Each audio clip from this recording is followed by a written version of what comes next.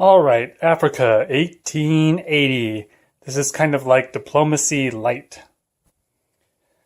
So in the game, you get this map of Africa that's divided into different territories.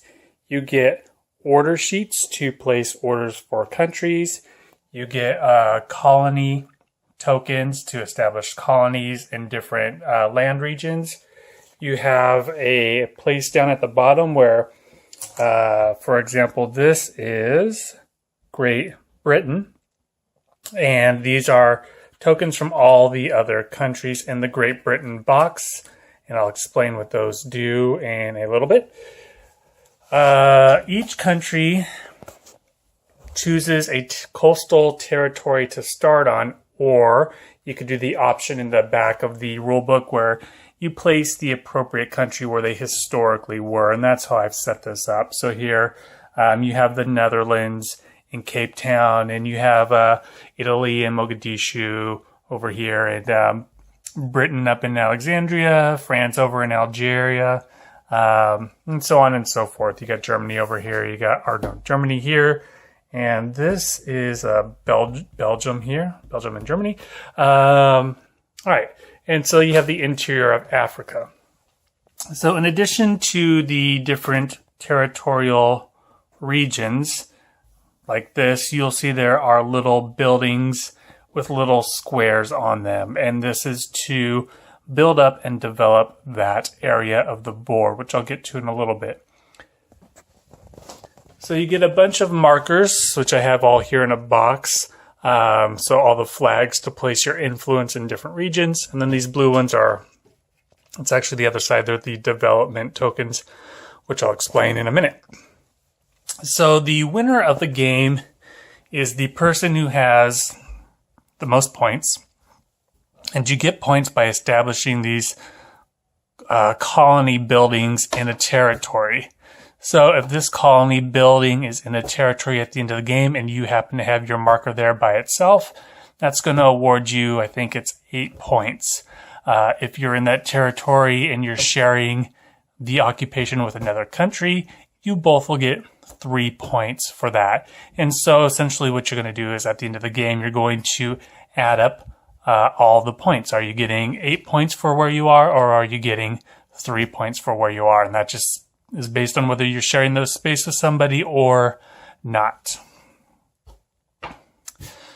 So as I said, the game starts and you have, I set up the countries in their historical place. All right, so what you have here are these tokens. So in the Netherlands, you're going to put a token for every other country in this region. And this is going to determine if you're at war or at peace with somebody. And whether you're at war or at peace is going to determine what happens on the map if you're fighting over a territory. So the tokens are two-sided. You have the war side and you have the peace side. So I think this one is Belgium, and this one here, I believe, is Great Britain. And here we have France and Germany and Italy. And so the game starts off with everybody is at peace with everybody. All right, so the game happens over 5 phases. All right, the first phase is the essentially the negotiation phase. And if you play diplomacy, it's where you spend an amount of time talking with other people in the room, either publicly or privately, about what you want to do, any goals you might have. And you're going to do that for about 8 minutes. After those 8 minutes are up, you're going to go into phase 2 of the game. And that's where each player has an order sheet. And you're going to write orders for what you're going to do. So you can see there's 8 rounds of the game. 1, 2, 3, 4, 5, 6, 7, 8. All right, and you're going to have your country name up here. These are all the different regions you can move into. This is a ship landing area if you want to land on a coast somewhere in the game. And this is going to represent your diplomatic relations with other people if you're at peace or at war. So after you had your conversation with everybody, you're going to choose what you're going to do. So let's just say we are the Netherlands down here in Cape Town. So all we have on the board is 1 marker. So that means we can only do one thing. In addition to landing a ship somewhere. So for each marker you have on the board, you can do 3 things. You can explore, which is go into an adjacent territory, or you can develop, which is to build up the colony to try and get one of these buildings placed there, or you can do nothing. All right, those are the 3 choices. So I'm in Cape Town. I have 1 marker. I get to choose to do 1 thing. I can develop Cape Town. I can choose to move into Rhodesia, where the area where Madagascar is, Kuruman, or up in Angola where Belgium is, or into Namibia over here. And those are all the adjacent territories. There's 1, 2, 3, 4, 5 adjacent territories I could move into, or I could develop my land. And so if I was going to, let's say I was going to move into Madagascar, what I would do is I would find Madagascar on the list, which is right here. And then next to it, I would just put the letter like a E for explore or something like that. And if I wasn't going to do that, if I was going to develop Cape Town, then I would just go up to where Cape Town is, and I'd put a D to develop it. All right, so that's one thing I could do, or one of the choices I'll make. The other thing is to land on a coastal region. You can only land where there is no token. So I could land in Madagascar. So actually, if I wanted to, I could do a ship landing into Madagascar to place a new army there. And I could then, for my token here, develop this region if I wanted to. Or I could land here in Madagascar with my landing move, and I can move into one of these 2 areas if I wanted to, based on this unit. So let's just say I'm going to develop Cape Town actually with this, and I'm going to do a landing in Madagascar. Now you can only land in places where there aren't other tokens. So I could not do a landing in Angola, but I don't have to land where I am. I could find somewhere up in the north, like up here in Dakar, where nobody is, and I could choose to land there and kind of move in this way, as well as in from the south upwards. And there's not a lot of coastal regions. There's 1, 2, 3, 4, 5, 6, 7, 8, 9, like about 10. 6 of them are already occupied with the starting players if you're playing with a full 6-player game. So after the first move, there is a chance that all the coastal areas will be occupied. And if they are, you can never land into them again. So even though it has the landing option for the entire game, you might not ever do it past turn 1, depending on what happens. All right, so everyone's going to do that. So let's just say I chose to do that. I chose to develop this region, and I chose to ship land in Madagascar. And there's one other thing you do. You also determine what your relationship is going to be with each country. So if you're going to remain peaceful with all the other countries, you're just going to put a P next to those territories. If you're going to go to war with them, you can put a W next to the ones you're going to go to war with. So after that's done, you are then going to resolve the orders. So all of these will be looked at. So let's just say I chose to develop Cape Town. So I would put a little marker here showing that that's on its way being developed. And I would put another marker over in the Madagascar area. It doesn't matter where it is. Just showing that I am over there. Now on the back side of these sheets, they have a map of Africa. So you can start like filling in the things that are developed if you want to kind of keep track of it that way. It might be easier for you to see if you use the back side of the sheet. All right, so that is the next. So then after we resolve the orders, then we check, our conflict tokens. Is anybody in the same territory, and are they at conflict with each other? So let's just pretend. Britain also chose to land in Madagascar. All right, and let's just say Britain chose to be at war with the Netherlands.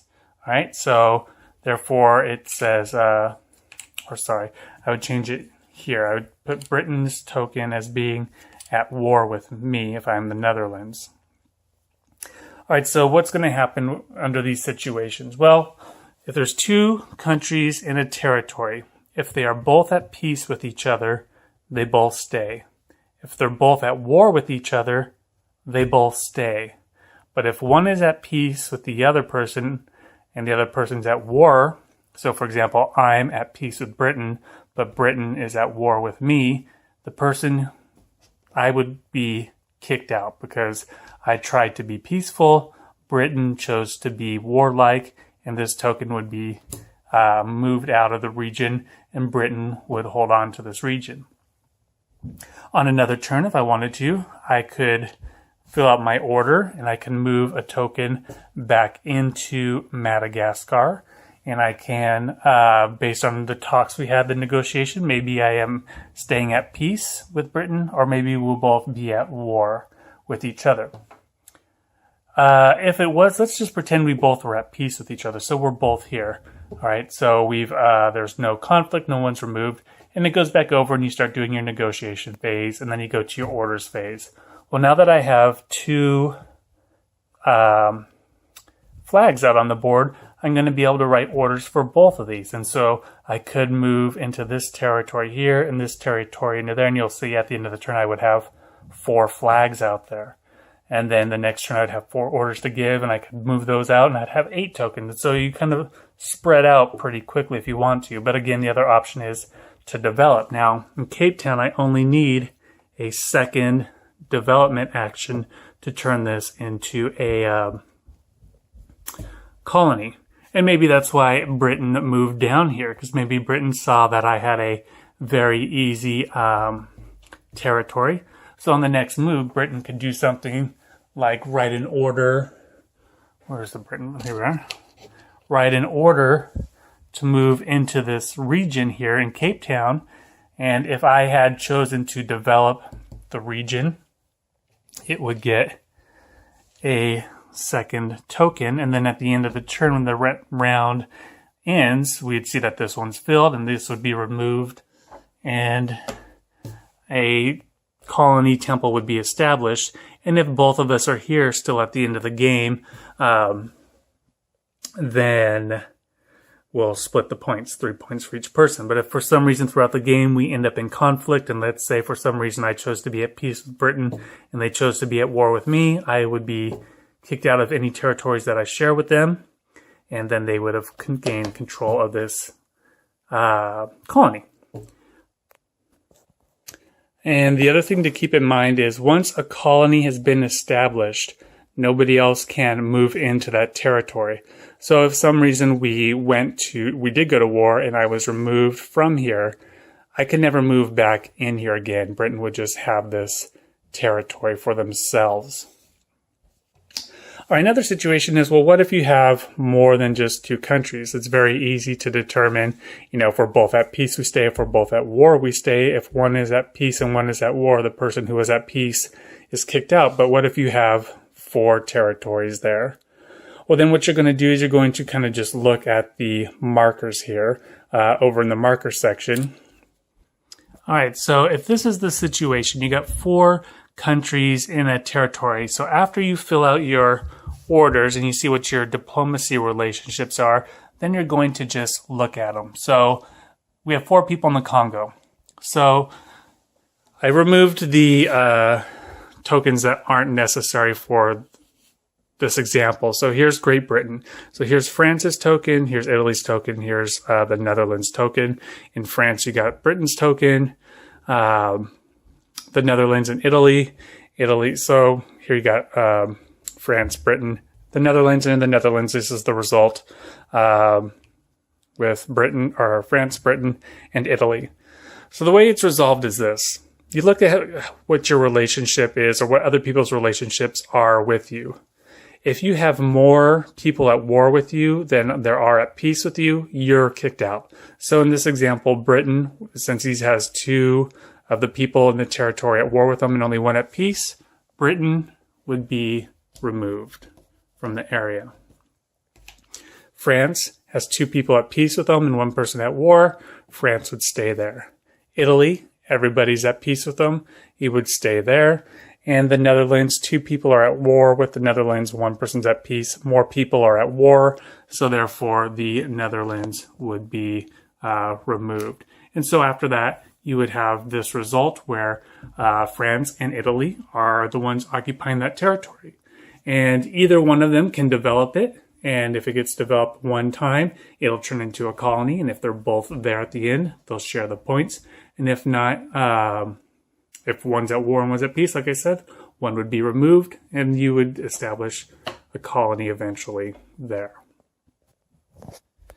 So that's basically it. I mean, there's these 5 things. So like I said, you start off, you have your diplomatic action where you talk for 8 minutes with whoever you want to talk with, trying to decide what you're going to do. And you either say you're going to be peaceful or aggressive with somebody. Whatever you say, it doesn't matter. It's not binding. And then, so everyone has their 8-minute conversation. Then you write down on your sheet of paper what you're going to do. All right, for each country. Then if there's any coastal areas available, you can do a ship landing there. And then what your diplomatic relationship is going to be with everyone. So you log that for each year that you're in. Again, you only do this for 8 time periods. After that, you resolve what those orders are. You read them. If there's more than 1 country in a territory, you solve conflicts. And if there was enough development actions, you establish a colony. And then you just repeat it over and over again until you've done it 8 times, or unless all the colony buildings are established before you get to the end. If that's the case, then the game will end when the last colony buildings are established. And that's pretty much how Africa 1880 operates.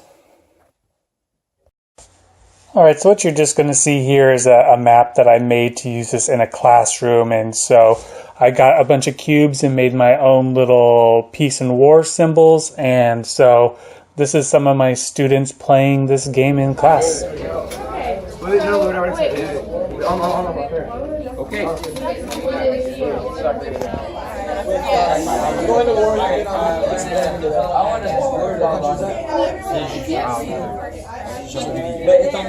on the same track.